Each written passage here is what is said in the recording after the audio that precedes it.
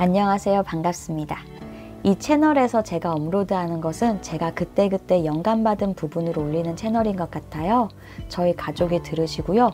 또 저와 인연이 되시는 분들이 구독해 주셔서 그 공감해 주시는 힘에 힘입어서 올리고 있는데요.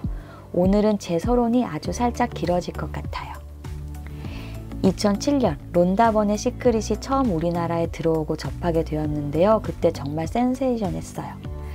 또 그 이후에 마음을 비우면 얻어지는 것들, 될 일은 된다, 와칭 1, 2 등 저도 모르게 그런 책들을 사서 읽었어요. 남들도 다 그런 줄 알았는데 알고 보니 마이너 분야였고 MBTI에서 보면 INFJ, INFP 이런 식으로 앞에 IN이 들어가시는 분들이 많이 보시지 않을까 싶어요.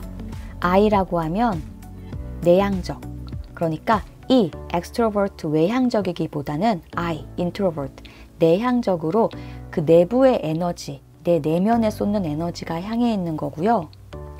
두 번째, SN 구분에서 S, sensing, 감각형, 경험이나 현실, 오감 그런 데 쏠려 있기보다는 N, intuition, 직관형으로 직관, 상상, 육감, 아이디어, 미래에 집중되는 그런 경향 때문인 것 같은데요.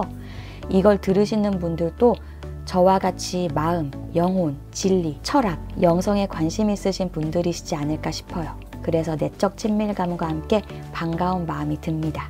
내일 뭐 먹지? 뭐 하고 놀지? 라는 생각보다는 왜 살지? 삶의 의미는 뭐지? 에 관심이 있던 4차원이었던 저는 끊임없이 어쩌면 삶의 의미를 찾고 영혼의 목마름을 채우기 위해서 무언가 계속 갈구했던 것 같아요.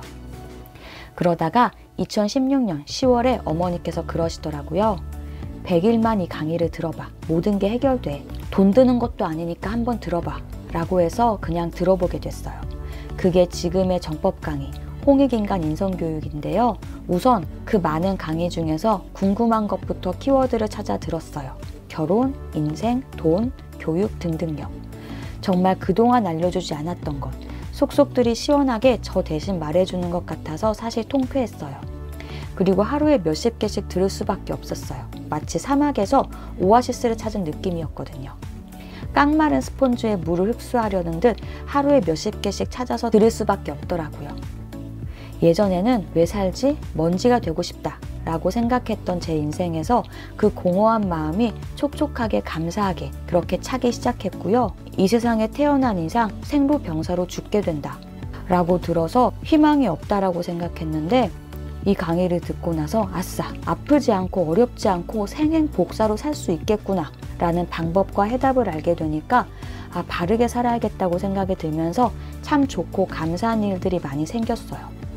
그리고 그렇게 강의만 듣기만 듣고 생활에서 나의 모순을 고치지 않으면 절대 나의 삶이 나아지지 않는다라고 반성하고 알게 되었고요.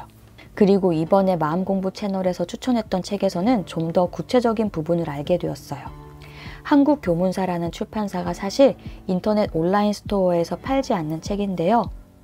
세정TV라는 마음공부 채널에 소개돼서 그 다음부터는 다 팔려서 막 매진되고 그 출판사가 흥해지고 2001년 초판인데 다시금 열풍돼서 많은 분들이 찾아서 제가 왜 그런가 해서 저도 신청해서 읽어보게 되었는데요. 굳이 홍보를 하지 않아도 질량이 좋은 책, 가르침, 진리는 결국 희한한 방법으로라도 알려지게 된다고 하니까 그걸 목격하니까 저도 궁금해서 주문해서 한 권 보게 돼서 제가 밑줄 친 부분만 한번 나눠보려고 합니다.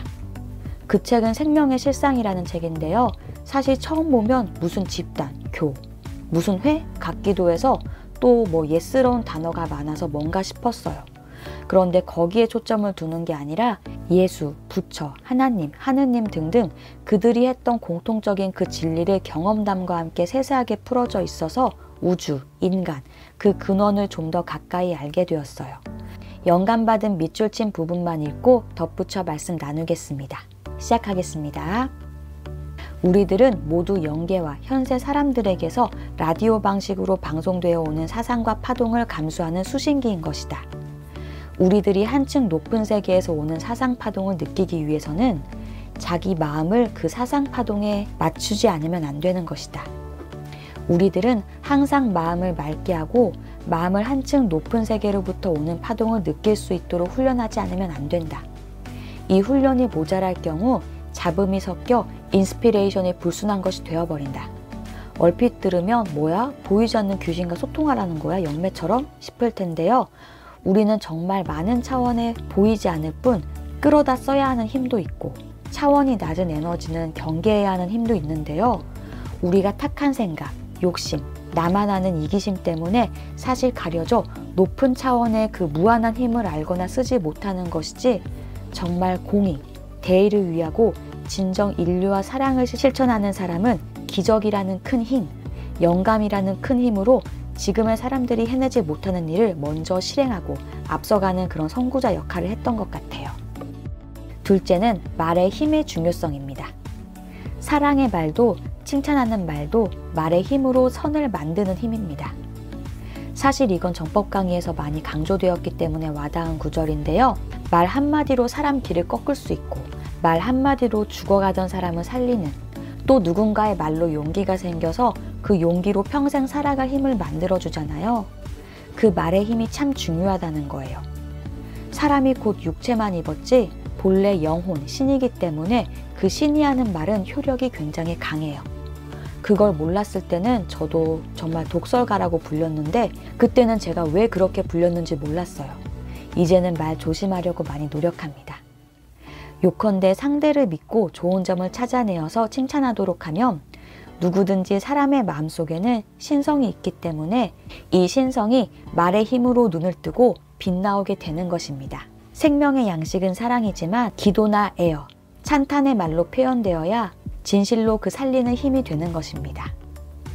진리를 적어놓은 말씀을 읽는 것만으로도 난치병이 낫기도 하는데 이런 일이 어째서 일어날 수 있느냐 하면 우리 인간의 실상, 본래는 병이 없기 때문입니다. 또 우주의 일체의 사물은 리듬, 즉 말씀, 근대의 과학적 수로를 쓴다면 파동으로 이루어져 있기 때문입니다. 반드시 귀에 들리지 않더라도 에테르 파동이든 사념 파동이든 모든 파동을 가리켜 말씀이라고 일컫는 것입니다. 생장의 본도에 올려놓을 경우 인생고가 하나하나 해결돼서 고통이 없어진다는 사실 등을 생각해 본다면 모든 인간의 생명의 생장에는 반드시 고통이 필요한 것이 아닙니다. 우리들에게 주어진 인생고는 뭔가 우리들의 생활, 어디엔가 당연하지 않은 것, 즉 생장의 본도에 오르지 못한 것이 있어서 그 당연하지 않은 것을 깨닫게 해주기 위해서 나타나는 것입니다. 단 특별히 병약한 육체를 타고난 것은 제외했고요. 그건 나중에 특별히 다뤄질 것입니다. 이것을 육체에 비유해 보면 신체 어딘가가 아픈 것은 그 아픔이 있는 곳에 뭔가 당연하지 않은 바가 있기 때문으로 그것을 깨닫지 못하고 내버려 두면 위험하여 속히 고칠 수 있도록 생명으로부터 아픔이라는 현상으로 경고되는 것입니다. 신체의 상처 자리나 병의 중심부에 치료를 하면 이윽고 아픔이 없어지는 것과 같이 병이나 가난, 번민이 있는 사람도 그 생활이 생장의 본도에 벗어나 있는 바를 바로 잡으면 호련히 또는 서서히 그 사람의 병이나 불운, 번민이 사라지게 되는 것입니다. 널리 인류에게 생장의 본도에 부합하는 생활을 알려야 합니다.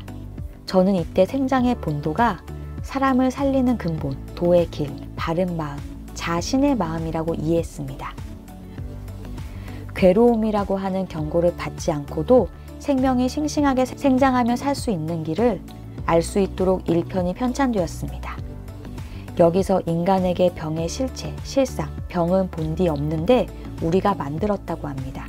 정법 강의에서도 생로병사가 아니라 인간이 태어나서 바르게 살아가는 방법으로 살면 생행 복사를 할 수 있다고 했는데 그런 맥락으로 보았을 때 다시 한번 들으니 참 반갑고 좋았습니다. 여기서 특히 자세히 알 수 있어서 좋았던 게 어떤 생각, 어떤 마음으로 살 때 신체의 어떤 부위가 어떻게 아파진다라는 것이었습니다. 예를 들어 관절이 많이 아프다 라고 했을 때 우리 몸에서 관절, 피, 뼈, 골반과 같이 우리 몸을 이어주는 기관이기 때문에 가족, 혈육관계가 틀어진 것과 마음속 원망과 같은 것이 연관되어 있다고 합니다. 또 왼쪽 부위는 남성, 양의 기운, 아버지 쪽이고 오른쪽 부위는 음의 기운, 여성, 어머니 쪽이라고 영상을 통해 들었습니다. 원망하던 마음을 그때 나에게 왜 그랬을지, 그 사람의 심정을 이해하고 감사행을 하니 자연히 몸이 나아졌다는 사례를 들었습니다. 여기서 중요한 것이 감사합니다. 부모에게 감사하는 마음, 감사행을 하면 마음이 풀리면서 몸도 치유됩니다. 또 어떤 사람은 그걸 꾹 삼켜서 두고 보자 라고 하는 사람이 있는데, 그런 사람은 위를 잘 다친다고 합니다. 마음이 딱 막혀 걸려있듯 음식이 소화기 부분에 자꾸 걸리는 것입니다. 대체로 소화기 문제 있는 분들이 많다고 합니다. 야생동물, 짐승, 동물이 태어나서 본연 그대로 산에서 살다가 건강하게 자연에서 살다가 죽습니다. 그런데 사람이 집에 데리고 와서 비싼 사료에 따뜻한 보일러, 이불로 관리하여 살게 하면 동물이 신기하게도 사람에 걸리는 오만병, 심장병, 당뇨 등 그러한 질환에 걸립니다. 사람 또한 자연 본연 그 생명에 맞게 바르게 살아간다면 아프지 않고 건강하게 살다 돌아갈 수 있는데, 우리는 본연에 어긋나는 마음을 먹고 살아갑니다. 미움, 질투, 증오, 두고 보자라고 하는 마음 등. 그러한 마음은 우리 생명의 근원, 생명의 실상, 실체에 맞지 않는 생각입니다.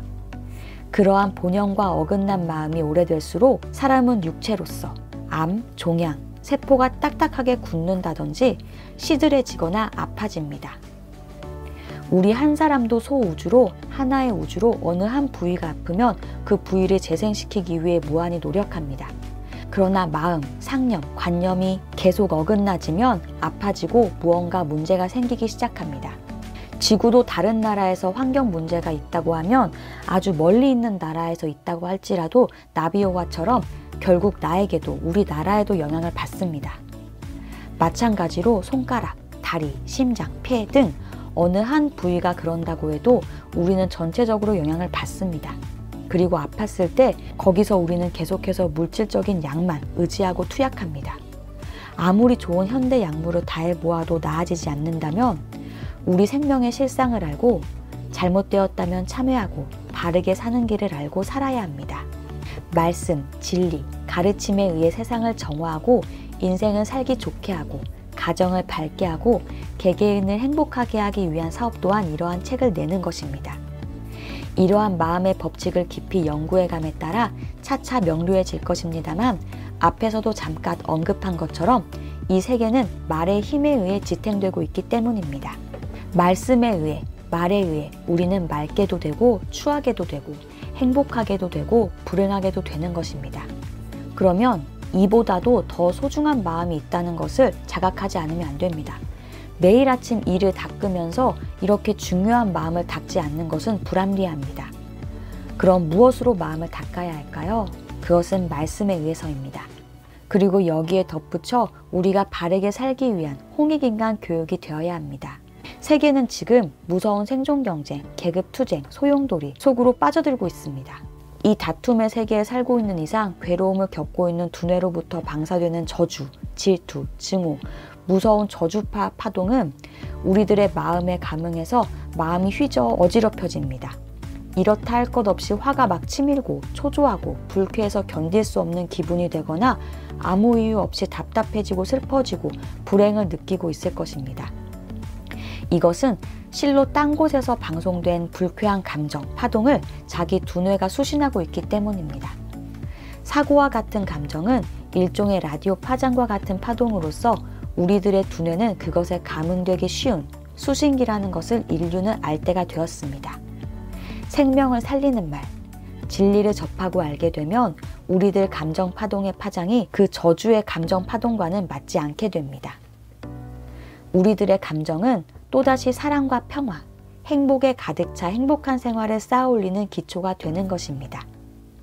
이러한 것을 한 번만 하고 그만한다면 모처럼 좋은 방향으로 흔들리기 시작한 그네도 그만 멎어버리듯 운명의 개선도 정지하고 맙니다.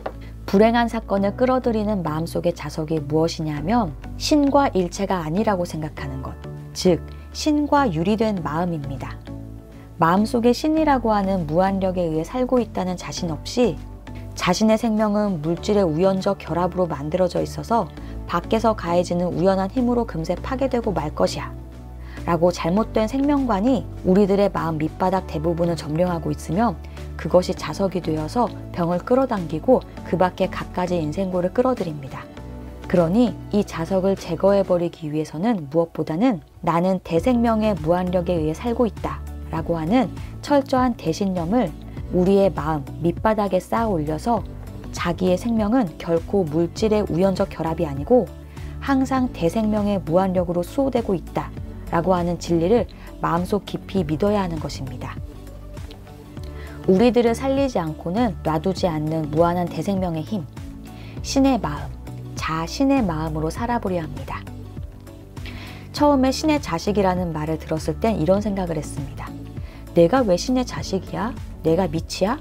허참 이랬는데 신의 자식이자 신이고 신의 어버이가 나다라는 생각이 들었습니다. 물방울이 모여 연못, 연못이 모여 강물, 강물이 모여 바다, 대서양 이렇게 하나로 뭉쳐지는데 나는 그 물방울 중 하나이다. 그럼 그 물방울이 바다가 아닌 것일까? 또 나는 깨끗한 물방울인데 너가 오염된 물방울이면 과연 우리가 깨끗한 물이라고 할 수 있을까? 또 그 물들이 증발되어 수증기가 되면, 구름이 되면, 비가 되면 우리는 각각 다른 객체일까? 또 기독교가 아니었기에 나는 사람이 왜 하나님을 모셔야 하는가? 라는 반발심을 느꼈다. 나보다 높은 존재라 내가 떠받들여야 하는 건가? 라는 생각이 들었다. 그게 아니라 우리는 하나로 뭉쳐 있다. 연결되어 있다. 그 연결된 하나 된 나를 믿는 것이다. 라고 이해하게 되었습니다.